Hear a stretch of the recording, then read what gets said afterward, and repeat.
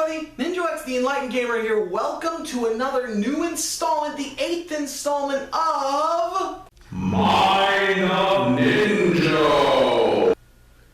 And the final gameplay pitch for the fictional game that does not exist and is not in development.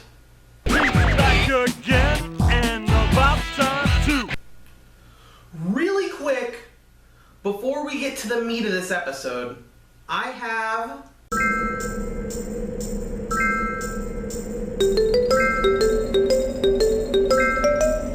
thank you, Future Ninja, for editing that in. It's come to my attention that Mind of Ninja hasn't been doing well at all since I changed the format. And I was half right and half wrong, as I usually am, about the main issue that the series was facing. The main issue was I wasn't getting enough content out fast enough. And that's still true. Now the problem is inversed. I'm getting out too much content too fast. I need to get episodes out to you guys regularly so you can stay invested, but not so frequently that it blows you, that it confounds you or confuses you. It's a tough balancing act since nobody's really done anything, that I've found at least, on the YouTube space quite like Mind of Ninja. So, I've decided some restructures and some changes to the show that are necessary. The first change is going to be in the way the show is given to you guys. And this will change as soon as the next game starts. I'm not going to reveal what that is yet because I haven't even quite decided myself. I'm kind of tossing up between two right now. I will structure the show in a way as if I was pitching it conceptually, teaser, and then VIP media bonus, the executive's pitch, instead of by each individual world breaking it down to the last finite detail. Because while I might be able to handle that barely, it's not fair to ask you guys to. One of the best things about shows like Mind of Ninja on YouTube is that they're so comprehensible.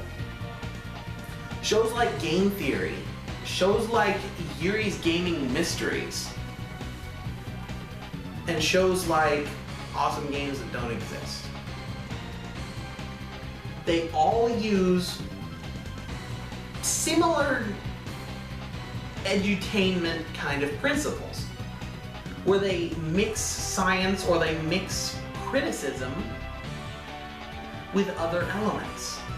They do their research and then they show what they've discovered. My show is meant to predict the next step that should be made in a game franchise that already exists. And I've been doing too much. This is gonna sound conceited, but I've been working too hard on Mind of Ninja. Putting in many unnecessary hours. When instead, what I should be doing is condensing it and making it more appealing to you, the fan.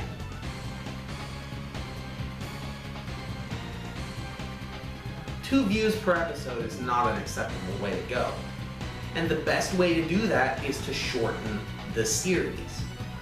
Anybody who watches Let's Plays will notice that the premiere episode, or in some cases the announcement episode, and the first 3 episodes after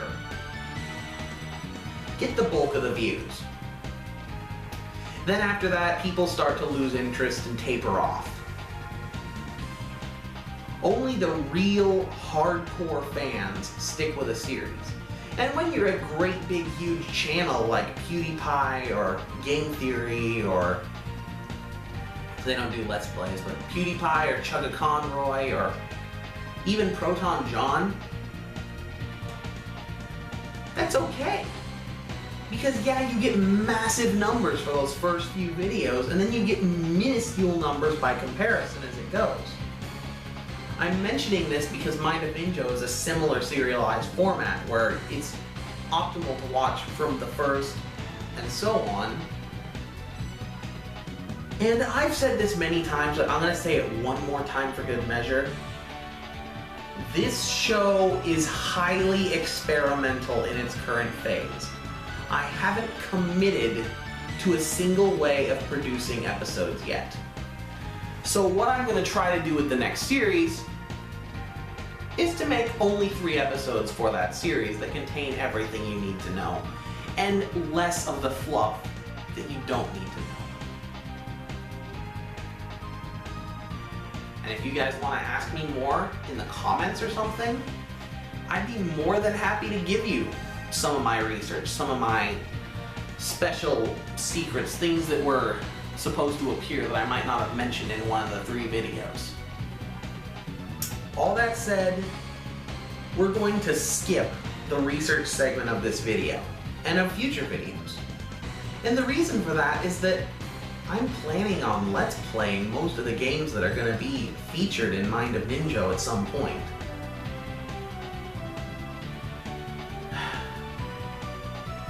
Some of the games that I think are great, some of the ones that I think are good, and even some of the ones that I think are pretty bad.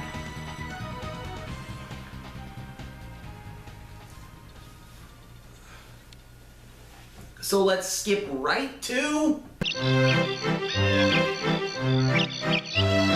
This video will conclude the standard gameplay prior to the post-game. Last time we left our Kongs, they had conquered the world that was once gloomy Galleon, now aquatic abyss. So beating it opened up 2 new worlds on DK Isles. Formerly Jungle Japes and formerly Crystal Caves. Let's go explore the caves first. Crystal Caves is a beautiful world, and it contains one of the 3 most precious resources on the DK Isles. Rare crystal. The other 2 being gold and oil, both of which are seen in abundance in the first 3 games. The Kremlings, with the DK Isles abandoned, mined the Crystal Caves hollow. All of the beautiful gem-like protrusions are gone. And so what you have is a rocky gorge studded with very little shiny, but there is still some crystal left. This is the Crystal Cliffside, a world based heavily on the cliffside levels in Donkey Kong Country 3.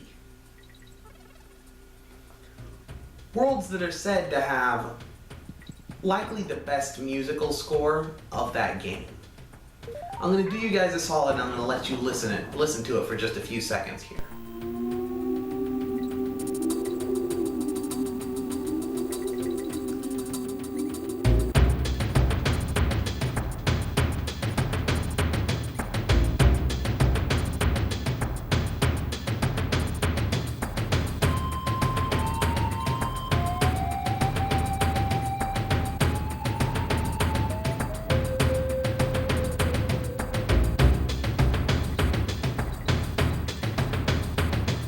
But if I want to get this video done in any fair amount of time, we're going to have to cut right to the quick.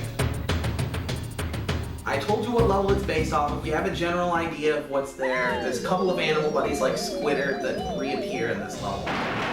Diddy's jetpack and Dixie's ponytail twirl are absolutely vital to traversing the world. And, as you might have guessed, there's another Kong hidden in this level. At last, hidden away in a mined-out alcove, you can finally locate Lanky Kong, who was the tied for the third, fourth Kong to be saved in the last game as well. With your complete team in tow, you'll be able to play through quite a bit of the level, but you'll notice several large barriers in your way. And even if you manage to collect enough standard bananas to feed Clomp and Crush, the character face that appears on the door, the character who must fight the boss, is a green question mark. Something that never happened in the first game. At least not if you were doing what you were supposed to do and on top of your business. A character you do not have needs to fight this boss. So we'll get back to that right as soon as we rescue him, by going to the level that was formerly Jungle Japes. What do you get when you have a peaceful field jungle landscape that's modeled directly after the first world, not level, in the original Donkey Kong Country? You have a land that wasn't particularly useful to the Kremlings. I mean, yeah, you could argue there was some coal in the mine, but beyond that, not much of value. And with the plentiful amount of oil in Gorilla Grease Gulf, there's really no need for the Kremlings to mine out this world. So what happened is, it disintegrated on its own. A lot of the baddies that once roamed DK Isles took shelter in what was once Jungle Japes. Chief among them being bees, also known as the Zingers, who terraformed the entire level into the Yellow Jacket Yard. Jungle Japes is now full to bursting with zingers. So many so that this is probably the hardest level in the entire game. You will need to rely on your shooters, and Funky will have a particularly hard time traversing the world. The Yellow Jacket Yard is inspired in large part by levels like Hornet Hole from Donkey Kong Country 2, as well as Run Rambi Run, or whatever that level was called. It was an awesome level. I remember it for the name of the song, Run Rambi Run.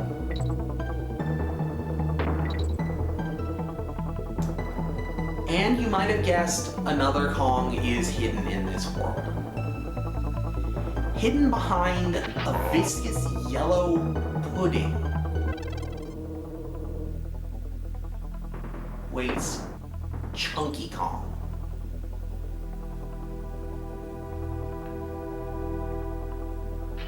Chunky Kong can only be freed by Funky's jalapeno flamethrower, which crystallizes the honey, allowing Chunky himself to break it.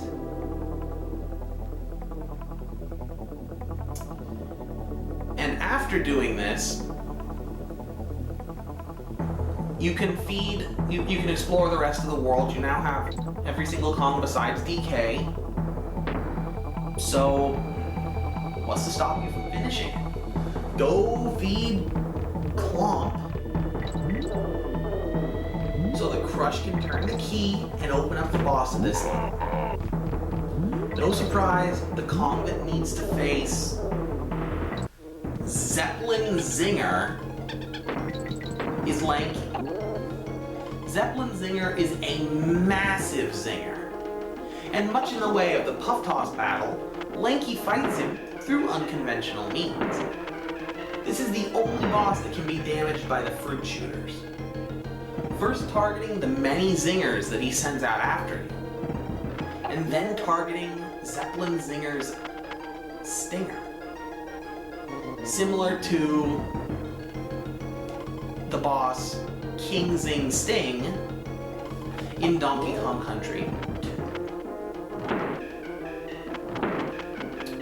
But now that we have all of our Kongs besides Donkey, In tow, let's return to the Crystal Caves so that we can get that last big gear.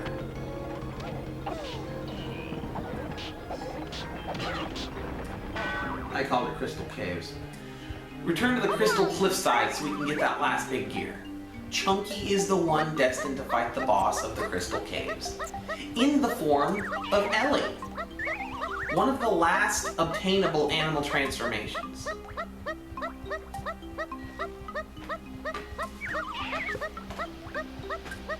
Ellie fights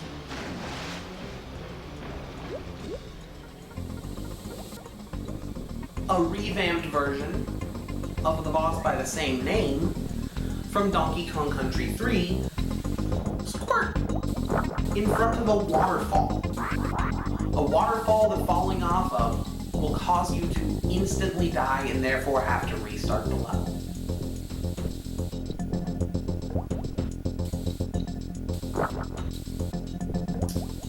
But let's assume that you manage to, you find a way to beat Squirt.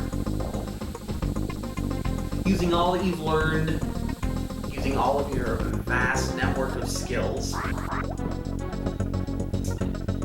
and you return with almost all of the gears in the game, large and small, to the Mechanic Rock. Placing all of the gears into the control panel will cause the fan atop to spin wildly. Much more wildly than before. Wildly enough that the fan actually breaks. But only after blowing away the last bit of smog from DK Isles. The final level, DK's Treehouse, is now open. And as promised, we're gonna go there right now. Be careful which Kong you select to go to DK's Treehouse, because that is the Kong that will fight the game's final boss. Unlike DK64, where every single Kong faced off with K. Rool, this time a single Kong of your choosing will fight the battle for the others. Will you send Funky? Will you send Diddy? Lanky? Dixie? Almost called her Tiny? Chunky? Whoever you choose, the battle will play out very different for each Kong. So if you choose your best Kong thinking you'll have an edge and then the battle doesn't work as planned, then feel free to try again with a different Kong. Now to that final boss. The final boss of the game is none other than Donkey Kong himself.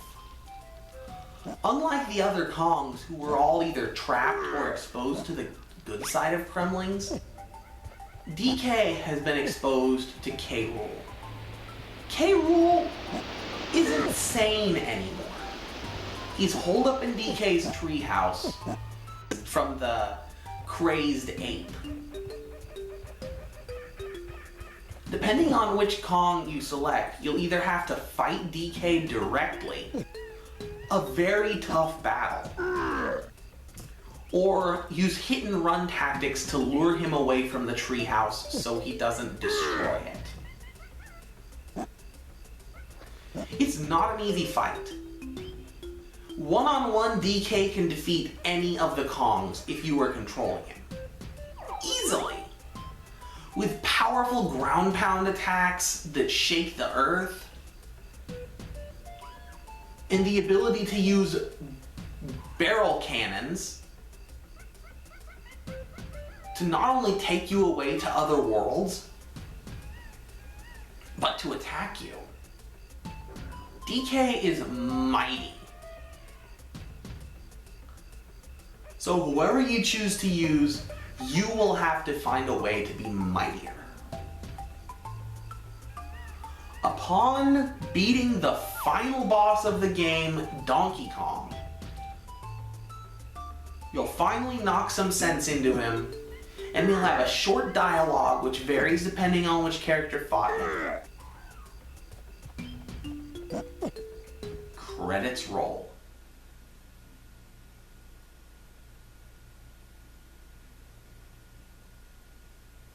We'll see you next time.